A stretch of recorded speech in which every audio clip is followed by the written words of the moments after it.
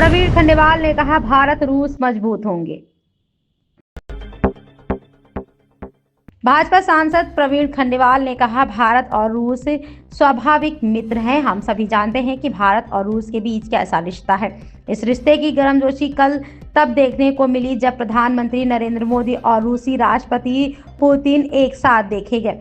यह स्पष्ट रूप से दर्शाता है कि आने वाले समय में भारत और रूस के बीच न केवल व्यापारिक संबंध मजबूत होंगे, बल्कि सांस्कृतिक और सभ्यतागत संबंध भी अगले स्तर पर पहुंचेंगे। की बात करें कि 68 बिलियन जो 2025 में है, 2030 तक $100 बिलियन किया जाएगा, आप इसे कैसे देखते हैं? देखिए, भारत और रूस बहुत पुराने स्वाभाविक मित्र हैं और हम सब जानते हैं कि भारत और रूस का रिश्ता क्या है।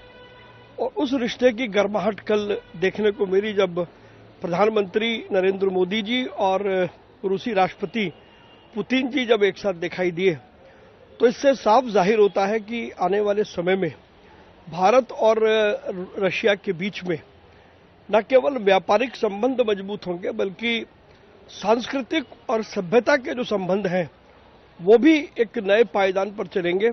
आज दिन भर राष्ट्रपति पुतिन के भारतीय व्यवसायियों के साथ, प्रधानमंत्री के साथ, सरकार के साथ बहुत सारे एंगेजमेंट्स हैं, तो पूरी उम्मीद है कि उनका सकारात्मक परिणाम सामने आएगा और देश का व्यापार और अधिक समृद्ध होगा और दोनों देशों के बीच व्यापार की संभावनाएं और अधिक बढ़ेंगी।